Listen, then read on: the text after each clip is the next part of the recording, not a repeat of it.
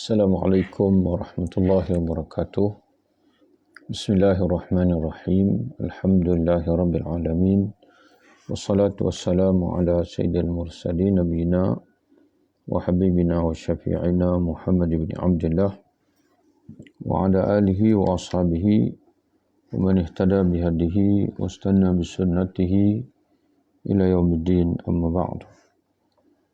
Tuan-tuan, puan-puan, rakan-rakan pendengar yang dirahmati oleh Allah Subhanahu wa taala sekalian, kita sambung perkongsian kita daripada kitab Akhlaq al-Ulama, sebuah kitab himpunan hadis dan juga asar para sahabat, tabi'in dan juga tabi'in berkenaan dengan ilmu, pencarian ilmu dan juga ulama, iaitu sebuah kitab yang dihasilkan oleh salah seorang tokoh ulama yang agung di kalangan para muhaddisin, iaitu tokoh yang bernama Abi Bakr al-Ajurri, di mana beliau,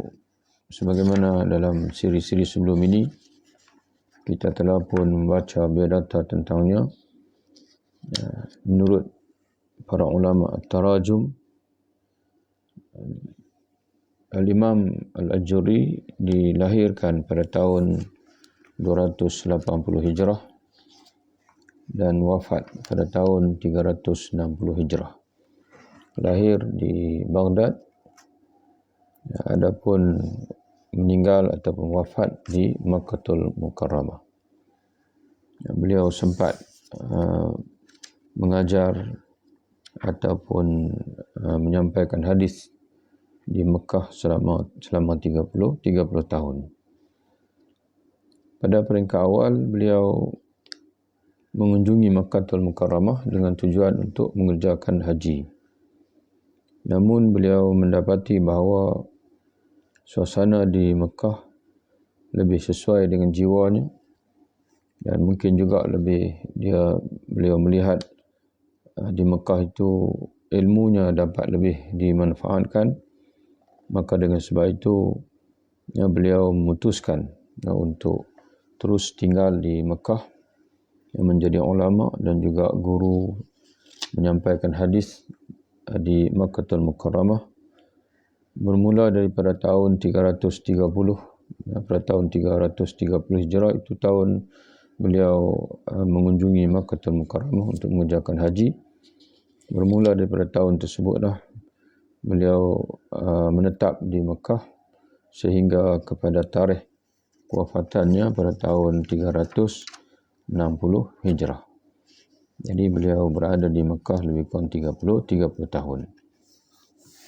Dalam perkongsian kita pada kali ini, kita ingin membaca kupasan daripada Al-Imam Abu Bakar Al-Ajurri sendiri berkenaan dengan sifat-sifat golongan yang tergelincir daripada landasan yang lurus dalam pencarian ilmu, di mana mereka tidak berakhlak dengan akhlak-akhlak yang sepatutnya dimiliki oleh ahlul ilmi, orang-orang yang berilmu, sama ada orang yang menuntut ilmu ataupun orang yang telah menjadi alim itu sendiri.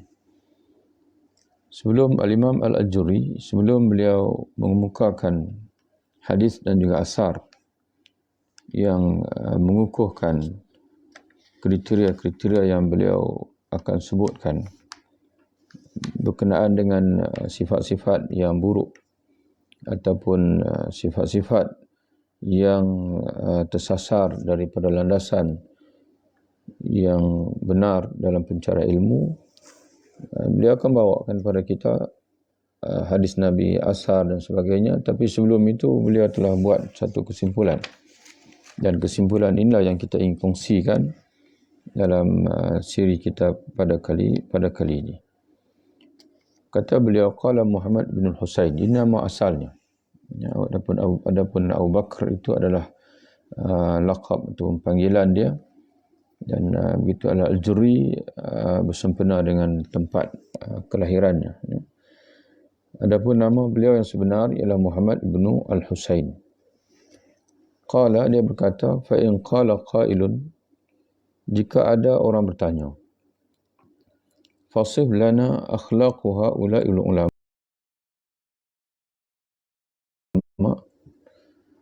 maka wahai imam atau wahai guru, sif makna sifatkan kepada kami akhlaq haula'il ulama, akhlak golongan berilmu alladzina ilmuhum hujjatun alaihim, yang mana ilmu mereka itu akan menjadi hujjah yang akan membebankan mereka. Nah, hujjah di hadapan Allah bukan hujjah membela mereka, tapi hujjah yang akan membebankan mereka. Nah, hujjah di hadapan Allah yang akan menjadi suatu bebanan ke atas mereka, bukan menjadi suatu keuntungan kepada mereka.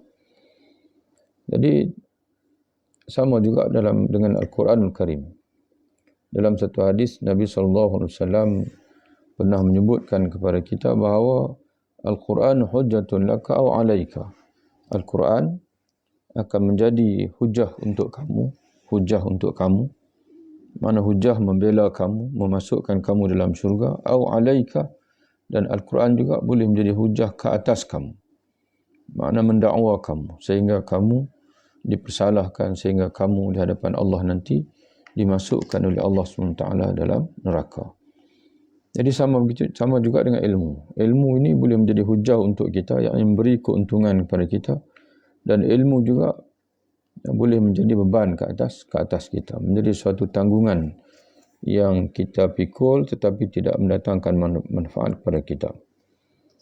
Maka kata dia, kalau kamu tanya begitu, kalau kamu minta, wahai guru, sifatkan untuk kamu akhlak-akhlak orang yang berilmu, yang mana ilmu itu akan menjadi beban ke atas mereka. Hatta idza ra'ayna qila na'am. Dia kata ya sanadkuru, kami ataupun dia akan menyebutkan min akhlaqihim, sebahagian daripada akhlak mereka, ma idza sami'aha man yunsabu ila al-ilmi raja'a ila nafsihi. Makna suatu ilmu yang aku akan beritahu tentang akhlak mereka itu, sekira-kiranya idza sami'aha, jika seorang mendengar akannya, yakni apa yang bakal aku akan sampaikan ini, akhlak-akhlak golongan yang tersasar dalam pencarian ilmu ini, aku akan ceritakan, sanadzkuru, kami akan ceritakan, kata Imam Al-Jurri.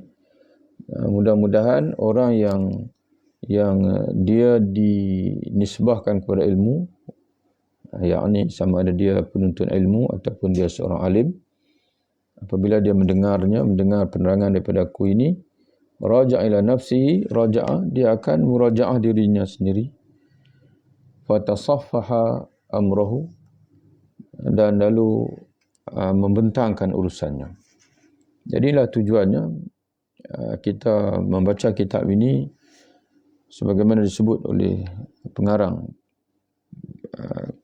Mudah-mudahan kita yang berada dalam landasan pencarian ilmu ini, kita boleh merujuk kembali diri kita, menyemak kembali diri kita, wa tasaffaha amrana, dan kita membuka kembali lembaran perjalanan kita dalam pencarian ilmu ini. Adakah kita melalui landasan yang betul, ataupun kita sebenarnya sudah tersasar daripada landasan yang betul. Fa in kana fihi khuluqun min tilkal akhlaq, dan jika sekiranya dia mendapati pada dirinya terdapat sebarang akhlak, khalqun min tilkal akhlaq al-makruhah, daripada akhlak-akhlak yang dibenci ini, al-madmumah, yang dicela oleh agama ini, istaghfarullah, mudah-mudahan dia mohon ampun kepada Allah. wa asra'a raja'ah anha, dan dia segera kembali, kembali daripada sifat-sifat buruk tersebut, ila akhlaq, kepada akhlak-akhlak, hiya aula bil ilmi, akhlak-akhlak yang lebih utama bagi orang yang diberi ilmu oleh Allah Subhanahu wa taala. Mimma yuqarribuhum ila Allah, iaitu akhlak-akhlak yang mendekatkan mereka kepada Allah.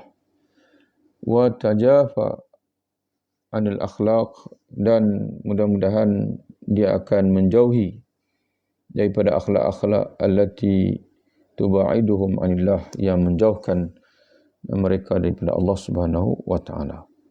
Jadi mudah-mudahan, kata Imam Al-Ajuri, apabila orang yang berada dalam perjalanan ilmu ini, insya-Allah kita termasuklah orang-orang yang berada dalam perjalanan untuk ilmu ini, dia memahami apa yang bakal aku sebutkan, iaitu akhlak-akhlak orang-orang yang tersasar daripada landasan yang benar dalam perkara ilmu.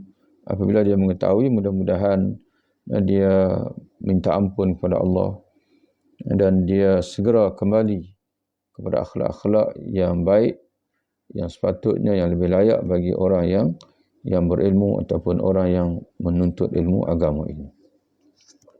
Famin sifatihi fi talabil ilmi, famin sifatihi fi talabil ilmi, maka di antara sifatnya dalam pencariannya bagi ilmu, yakni di antara sifat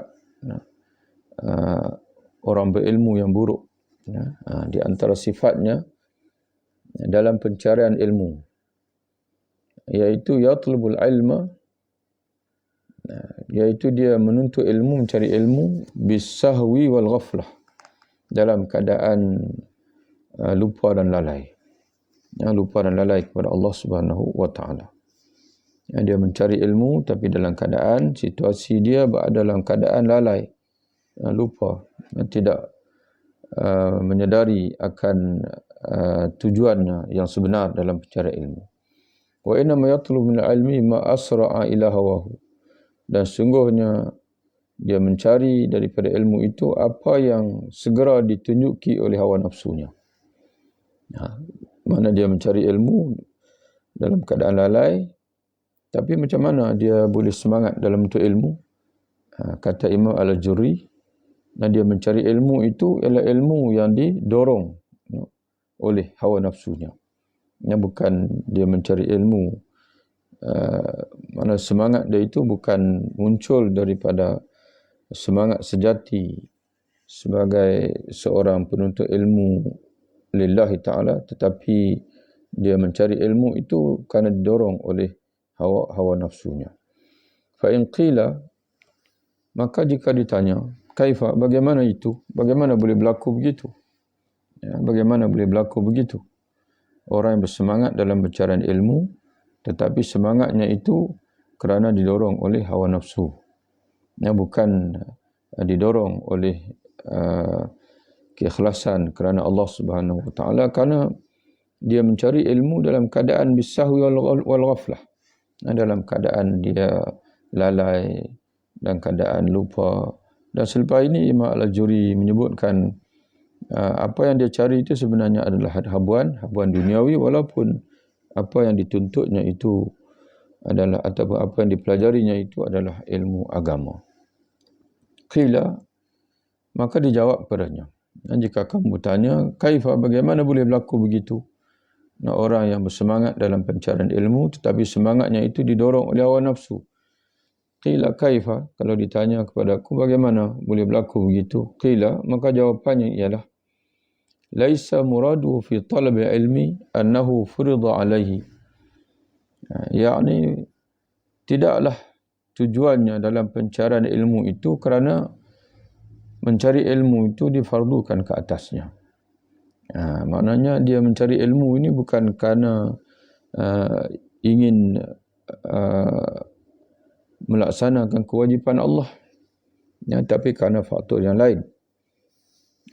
Jadi macam mana yang dikatakan orang yang mencari ilmu itu dengan niat untuk melaksanakan kewajipan Allah, itu kewajipan untuk ilmu, iaitu kata dia liyata'allama kaifa ya'budallah, untuk dia mempelajari bagaimana menyembah Allah, fima ya'buduhu, dari dalam perkara-perkara ibadat, min ada'i fara'idhi wajtinabi maharimih, sama ada melaksanakan kefarduan ataupun menjauhi larangan-larangan. Tapi tidak ada niat itu dalam dirinya. Tidaklah dia menuntut ilmu itu kerana menyedari bahawasanya pekerjaan menuntut ilmu itu suatu kefarduan, suatu kewajipan. Kenapa menuntut ilmu itu suatu kewajipan? Kerana dengan menuntut ilmu lah kita dapat mengetahui bagaimana untuk kita beribadat kepada Allah. Sama ada dalam rupa melaksanakan kewajipan, melaksanakan kefarduan ataupun menjauhi maharim Allah, perkara yang dilarang oleh Allah Subhanahu wa taala. Itu yang kita dapat faham daripada maksud menuntut ilmu dalam keadaan lupa dan lalai tadi ini, iaitu dia lalai dan dia lupa bahwasanya tujuan menuntut ilmu ini adalah untuk kita memenuhi tanggungjawab kita sebagai hamba Allah Subhanahu wa taala. Kita perlu sentiasa ingat tujuan itu. Bukan tujuan-tujuan yang lain yang nanti akan disebut oleh Imam Al-Ajuri selepas ini. Inna muradu fi talabihi. Habis kalau dalam hatinya penuh dengan kelalaian, kelupaan, tanggungjawabnya kepada Allah sebagai hamba Allah Ta'ala, lalu dia mencari ilmu untuk menunaikan tanggungjawab sebagai hamba Allah Ta'ala itu, kalau tidak ada niat itu, apa niat yang ada dalam hati orang-orang yang lalai tadi? Kata Imam Al-Ajuri, inna muradu fi talabihi, sesungguhnya keinginannya, kehendaknya dalam pencarian ilmu itu ialah yaksuru at-ta'aruf annahu min tullabil ilmi, untuk supaya banyak orang mengenalinya bahawasanya dia ini orang yang suka mencari ilmu. Yaksuru at-ta'aruf annahu min tullabil ilmi, untuk banyak dikenali, banyak orang mengenalinya, annahu bahwasanya dia min tullabil ilmi, dia mengaji sebab dia nak tunjuk kepada orang lain bahwasanya dia adalah orang yang tergolong di kalangan para penuntut ataupun orang-orang yang suka mencari ilmu. Wa kullu ilmin idza sami'ahu, maka setiap ilmu idza sami'a au hafizahu, yang didengarnya, yang dicari, yang dituntutnya, atau yang dihafalnya, syarufa bihi indal makhluqin, yang mana dia mendapati boleh mencapai kemuliaan dengan ilmu itu di sisi makhluk, sar'a ilahi, maka bersegeralah ia kepadanya. Dia tengok ilmu apa. Kalau dia menimbanya, mendengarnya, menghafalnya, maka dia akan mulia di sisi makhluk. Maka ilmu itulah sar'a ilahi, dia akan bersegera kepadanya, wa khaffa fi talabihi, dan senang baginya untuk menuntutnya. Mana hawa nafsunya akan senang saja menyuruhnya, pergilah tuntut. Kerana ilmu itu, kalau kamu ada, kalau kamu boleh bercakap tentang ilmu itu, kamu akan menjadi terkenal. Kamu akan disanjung oleh orang lain. Sebaliknya, wa kullu ilmin wajaba alaihi fima bainahu wa baina rabbih, setiap ilmu yang mana wajib ke atasnya, mana ilmu yang wajib ke atasnya dalam hubungannya dengan Tuhannya, ya'lamu, mana wajib untuk dia mengetahui, fa ya'malu bihi, supaya dia dapat beramal dengan ilmu itu, saqula alaihi, ilmu yang sebegitu menjadi berat pula ke atasnya, talabuhu, untuk menuntutnya. Fatarakahu ala basiratin minhu ma'a syiddati faqri ilahi, lalu dia pun meninggalkan ilmu itu sedangkan dia sendiri menyedari bahwasanya ilmu itu adalah wajib bagi memenuhi ataupun bagi membolehkan dia melaksanakan kewajipan ibadahnya kepada Allah, malah dia menyedari syiddatul faqri ilahi, pentingnya ilmu itu kepadanya, sangat-sangat dia berhajat padanya, tapi tidak ada semangat dia untuk menuntut ilmu tersebut, kerana ilmu itu tidak menjadikan dia terkenal di sisi makhluk. Itu kita boleh tengok diri kita macam mana.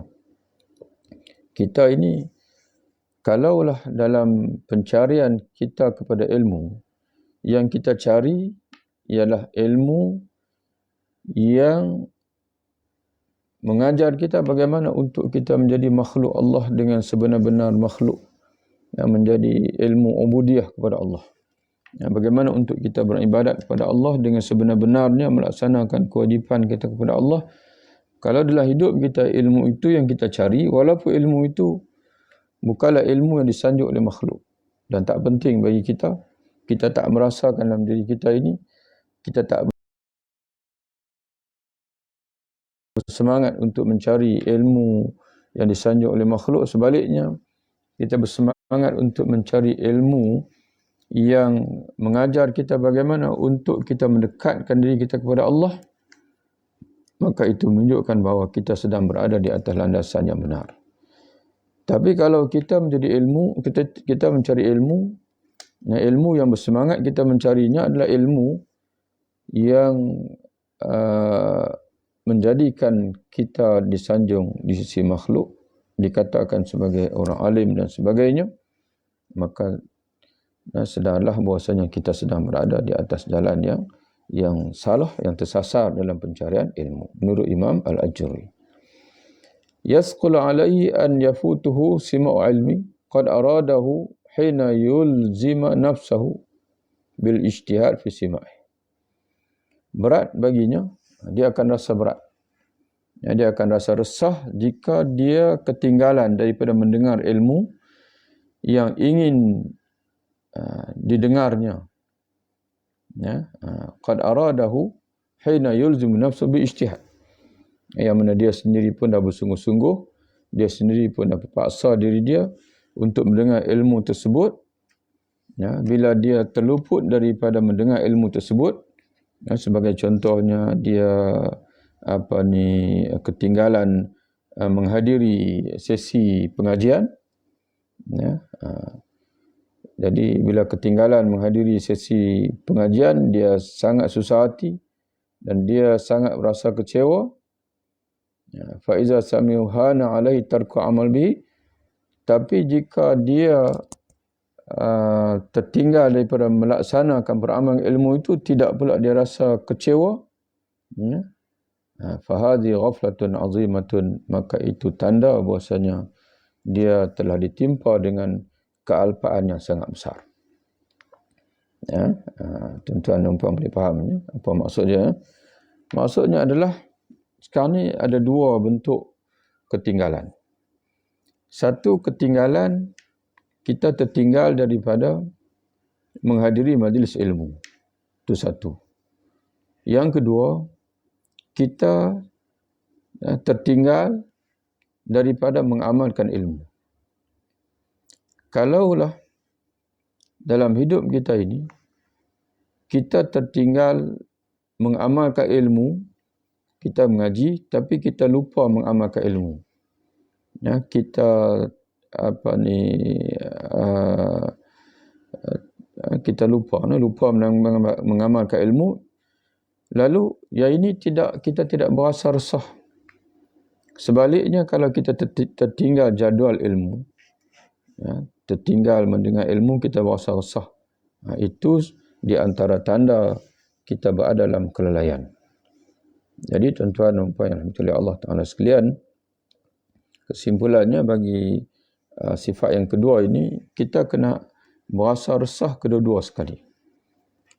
Kita kena berasa resah kalau tertinggal majlis ilmu, itu satu. Dan pada yang sama juga, kita juga kena rasa resah kalau ada ilmu-ilmu yang tertinggal daripada kita mengamalkannya. Karena kalau kita hanya resah apabila tertinggal majlis ilmu, akan tetapi tak berasa resah, tak berasa kecewa, tak berasa bersalah, tidak mengamalkan ilmu, maka itu termasuk kata Imam Al-Ajuri, azimatun ghaflatun azimatun. Suatu kelalaian, satu kealpaan yang sangat besar, iaitu apabila kita hanya resah kalau tertinggal majlis ilmu, tapi kita tidak rasa resah, tidak rasa bersalah apabila kita ketinggalan daripada mengamalkan ilmu yang kita pelajari. Sebab apa? Sebab ulama-ulama yang terdahulu, bagi mereka, kalau ilmu itu tidak diamalkan, maka itu suatu dipanggil kerugian atau suatu musibah. Kemudian Imam Al-Juri menyebutkan lagi, in fatahu sima'u syai'in min ilmi ahzanuhu zalik wa asifa ala fautihi. Orang sebegini, orang yang alfa dalam pencari ilmu ini, jika dia terluput mendengar sesuatu dari ilmu, ahzanahu dhalik, akan menjadikan dia sedih. Wa asifa ala fautihi, dia akan rasa kecewa kerana tertinggal daripada mendengar suatu ilmu. Kullu zalika bighairi tamyiz minhu wa kana aula bihi an yuhzina, dan sepatutnya kata Imam Al-Juri, aula bihi, yang lebih utama baginya adalah an yahzana ala ilmin qad sami'ahu, ialah dia berasa sedih terhadap ilmu yang telah pun dia dengar. Fa wajaba alaihi bil hujjah, bila dia dah mendengar satu ilmu, maka ilmu itu akan menjadi hujah ke atasnya. Falam ya'mal bihi, lalu dia tak beramal, yang itu dia kena rasa lebih. Yang itu dia perlu lebih merasai sedih lagi daripada ketinggalan daripada ilmu, mendengar ilmu. Dalika kana aula bi ayahzana alaihi wa yata'assaf, dimana itu adalah lebih utama baginya untuk berasa sedih juga untuk berasa kecewa. Iaitu apabila dia telah mendengar satu ilmu. Bila kita dah mendengar satu ilmu, kata Imam Al-Juri, maka ilmu itu akan menjadi hujah ke atas kita nanti di akhirat. Akan menjadi hujah ke atas kita nanti di akhirat. Iaitu kita kena lebih berasa sedih daripada kita sedih atau kecewa kerana tidak dapat hadir majlis ilmu. Itu selesai yang itu. Selesai yang itu. Jadi dua lah. Sifat yang pertama tadi, kata Imam Al-Ajuri, sifat golongan yang tergelincir dalam pencarian ilmu, tergelincir daripada jalan yang lurus. Yang pertama tadi ialah dia tersasar dalam kehendak ataupun niat yang sebenar dalam pencarian ilmu.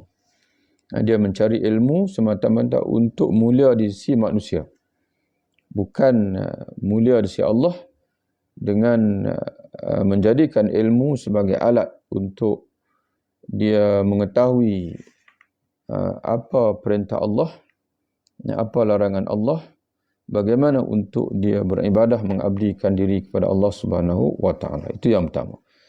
Yang kedua, dia tidak mementingkan mengamalkan ilmu. Itu yang kedua. Dia lebih mementingkan mencari ilmu. Dia tidak mementingkan mengamalkan ilmu. Sehingga kan jika dia terlepas jadual ilmu, dia sedih. Tapi dia terlepas daripada mengamalkan ilmu, dia tidak berasa sedih. Padahal ilmu apabila dicari tapi tak diamalkan, maka ilmu itu akan menjadi hujjatun alaina. Yang menjadi hujjah ke atas kita. Bukan menjadi, dipanggil hujjah yang membela, yang akan bela kita di akhirat. Akan menjadi bebanan ke atas kita. Itu yang kedua. Jadi sebab itu, tuan-tuan dan puan-puan rahmatullah Allah Ta'ala sekalian, hendaklah, dan supaya kita tidak tersasar dalam pencari ilmu, hendaklah kita tekankan sungguh-sungguh pada diri kita, bahwasanya kita mencari ilmu untuk beramal. Kita mencari ilmu untuk kita beramal. Kemudian kata dia lagi, tafaqahu lirriya.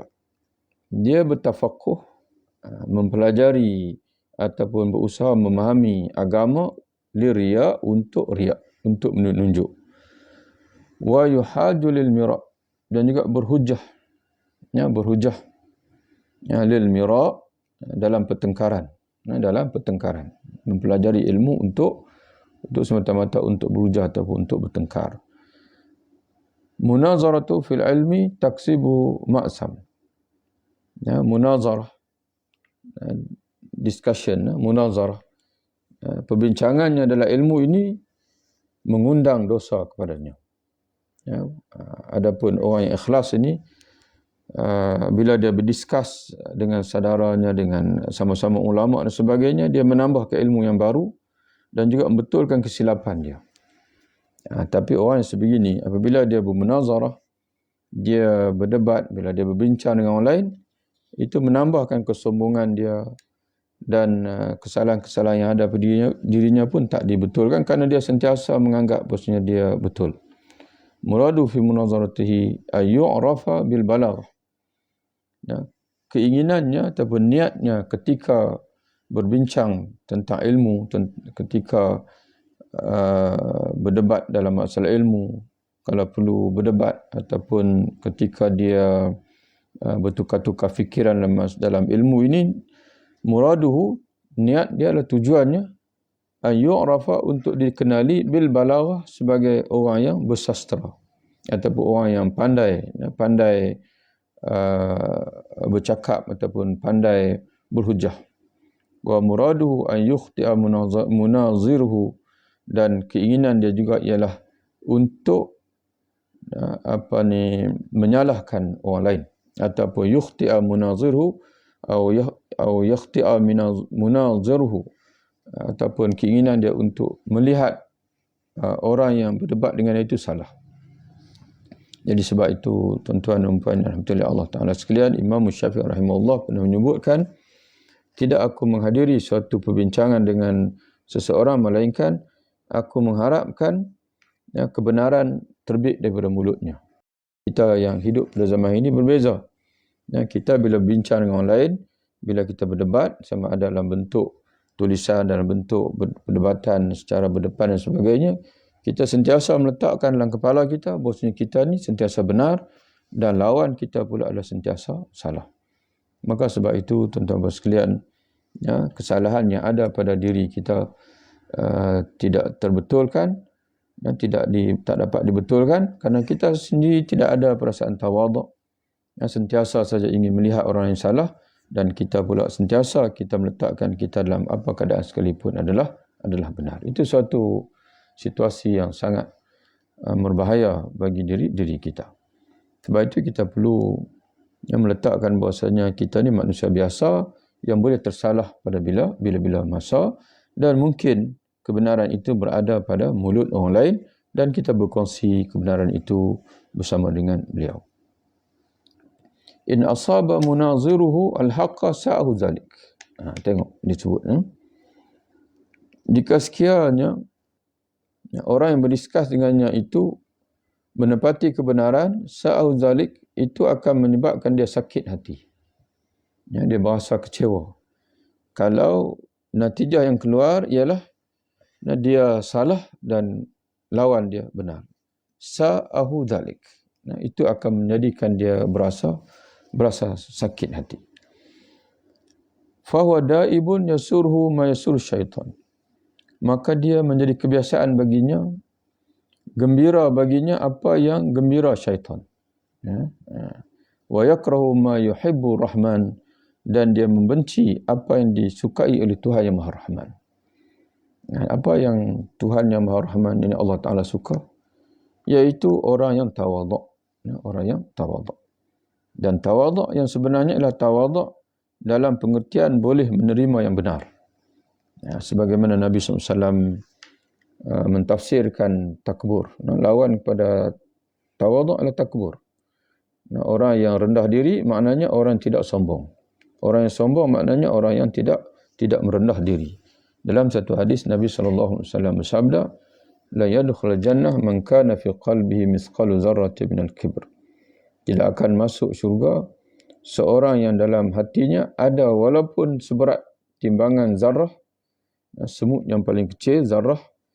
Orang yang ada dalam hatinya perasaan kibr, sombong, walaupun seberat timbangan zarah, lan yadkhul jannah, selamanya dia tak akan masuk syurga, kata Nabi SAW.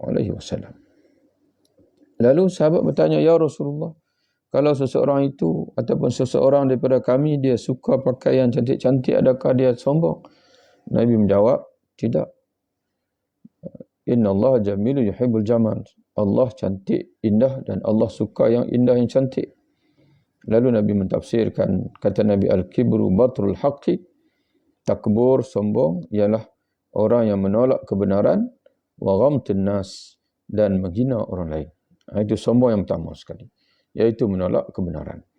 Jadi sebab itu orang yang dia berasa kebenaran itu, dia berasa sakit hati kerana orang lain itu benar dan dia salah, lalu dia berasa resah, gelisah, maka orang begitu daibun, orang yang terbiasa dengan sikap syaitan, iaitu membenci kebenaran, dan dia membenci apa yang disukai oleh Tuhan yang Maha Rahman, iaitu kebenaran itu sendiri. Yata'ajabu mimman la yunsifu fi munazarah wa huwa yajur fil muhajjah. Dia panggil, dia berasa, dia mengkagumi orang yang tidak insaf dalam perbahasan. Tidak insaf. Tidak insaf iaitu orang yang dipanggil orang yang tidak jujur dalam perbahasan. Orang yang jujur dalam perbahasan, dia bukan nak tengok dia betul ataupun kawan salah. Bukan, itu tidak penting bagi dia. Yang dia nak lihat ialah apa itu kebenaran. Dia bukan dia nak mencari, bukan dia nak tengok siapa menang, bukan. Yang dia nak lihat dalam perbahasan ialah apa itu kebenaran. Itu dia panggil, itu yang mesti kita cari dalam kehidupan kita ini. Tak boleh kita letakkan dalam apa keadaan sekalipun kita lah yang benar, musuh kita salah, orang lain salah, tidak. Yang kita nak cari ialah apa yang benar. Kalau kebenaran berada pada kita, alhamdulillah, kita kongsikan dengan orang lain.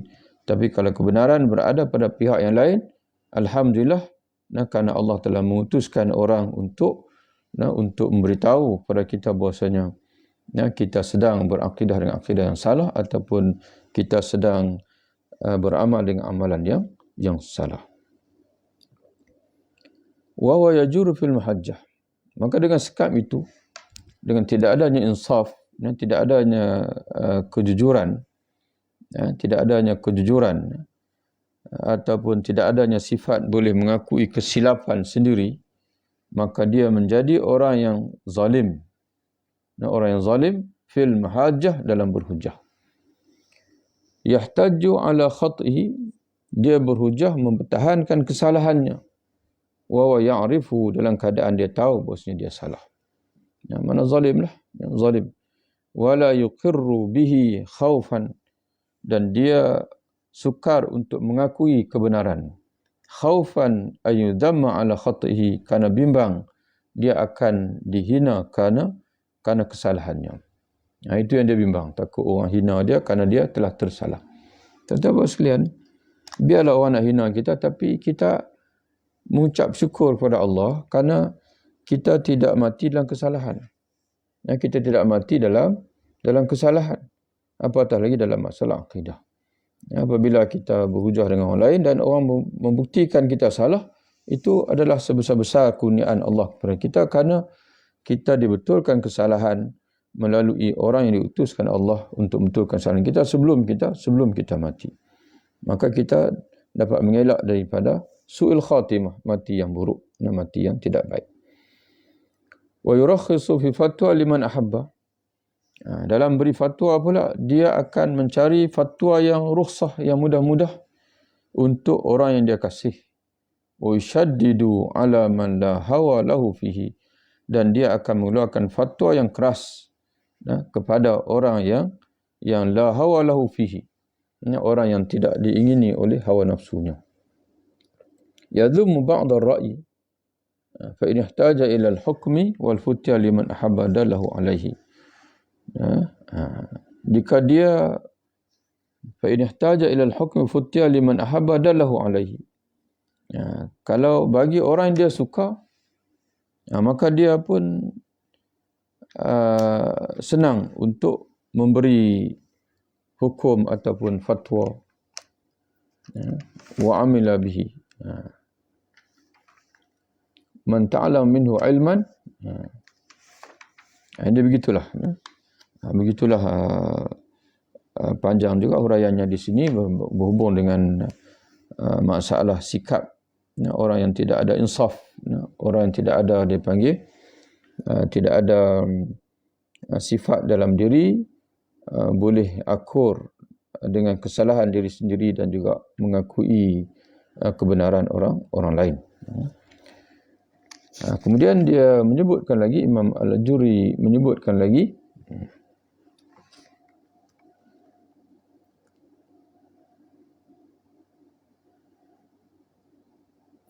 man ta'lam minhu ilman. Ini kalau dia merujuk pada ulama pula, para ulama pula, ulama yang tersasar daripada jalan akhirat.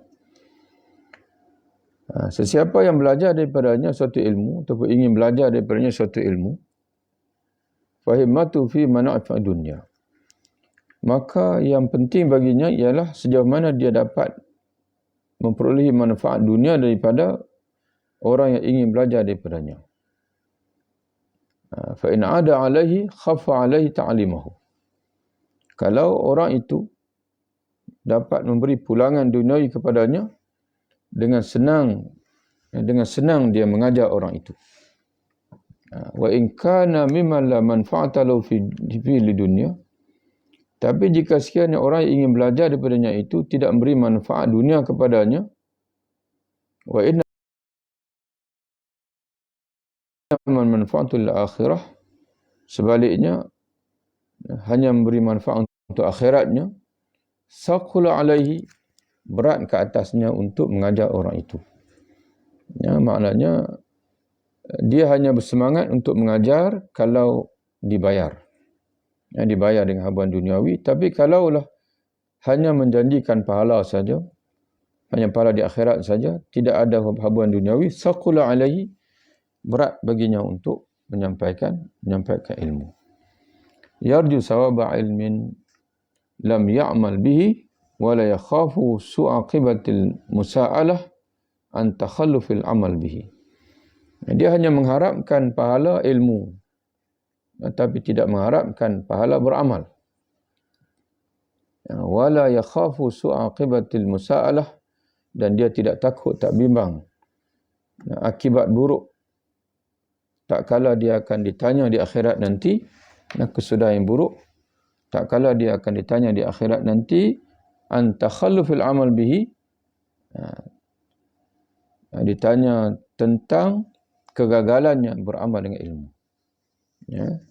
Jadi sentiasalah dalam kepalanya itu yang hadir adalah pahala menuntut ilmu, tapi tidak hadir dalam dirinya itu pahala mengamalkan ilmu, itu tidak hadir. Dan juga dia hanya hadir dalam dirinya berdosa kalau tak mengaji, tapi tidak hadir dalam dirinya apa akan berlaku di akhirat nanti kalau ilmu yang telah kita pelajari itu tidak kita amalkan. Mana dia tidak takut, tidak beramal dengan ilmu itu tidak menimbulkan takut baginya, dia hanya takut kalau tidak mengaji. Itu salah satu sifat yang perlu kita sama-sama muhasabah. Jadi kesimpulannya dalam masalah pahala ini, pahala dan juga azab yang kita takuti berkait dengan ilmu ini, dua pahala kita cari, dan takut pun dua azab yang kita takuti. Yang pertama, kita inginkan pahala menuntut ilmu. Yang kedua, kita inginkan pahala beramal dengan ilmu. Itu dari segi pahala. Dari segi azab yang kita takuti, yang pertama, azab apabila kita membiarkan diri jahil, tidak menuntut ilmu, itu satu. Yang kedua, kita juga takut azab apabila kita gagal beramal dengan ilmu yang telah kita pelajari, terutama sekali ilmu-ilmu yang menceritakan kepada kita kewajipan syarak dan juga larangan-larangan yang mesti kita tinggalkan. Jadi demikianlah tuan-tuan dan puan yang dirahmati oleh Allah Ta'ala sekalian, perkongsian kita pada hari ini. Mudah-mudahan memberi manfaat untuk kita bersama, insya-Allah. Kalau kita boleh simpulkan sebuah sedikit sifat-sifat golongan yang tersasar daripada landasan yang lurus dalam pencarian ilmu ini. Yang pertama sekali, orang yang mencari ilmu semata-mata untuk mencapai ketinggian di sisi makhluk, bukan mencari ilmu untuk mengetahui bagaimana untuk melaksanakan kewajipan yang sebenar kita sebagai hamba Allah SWT di atas muka dunia ini, iaitu kewajipan kita beribadah kepada Allah, kewajipan kita mentaati Allah SWT dan sebagainya. Itu yang pertama. Yang kedua, sifat orang yang tersasar daripada landasan yang betul dalam pencarian ilmu ini ialah dia suka mendengar ilmu. Yang suka maknanya dia berasa kecewa kalau terlepas sesi pengajian, tapi dia tidak rasa kecewa jika terlepas daripada pengamalan ilmu. Dia kecewa dan dia berasa resah kalau dia tertinggal daripada mendengar ilmu, menghadiri pengajian ilmu, tapi dia tidak berasa resah apabila dia gagal mengamalkan ilmu. Itu yang kedua. Yang ketiga, dia menuntut ilmu, berusaha memahami ilmu semata-mata untuk menunjuk dan juga untuk berhujah dengan orang lain. Semata-mata untuk berhujah atau bertengkar dengan orang lain. Yang ketiga. Yang keempat, dalam dia bermunazarah, ini bertukar-tukar fikiran, berdiskus, ataupun boleh juga kita masukkan dalam berdebat dengan orang lain dalam persoalan ilmu, dia hanya meletakkan bahawa yang dicarinya ialah menang. Dia ingin menang dalam perbahasan. Bukan dia meletakkan kebenaran yang dicarinya. Jadi sebab itu, kata Imam Al-Juri, kalau dia mendapati dia tersalah, dia akan, kalau dia melihat lawannya benar, akan menimbulkan perasaan gundah gulana dalam dirinya. Sebaliknya, dia akan berasa seronok kalau dia muncul sebagai pemenang.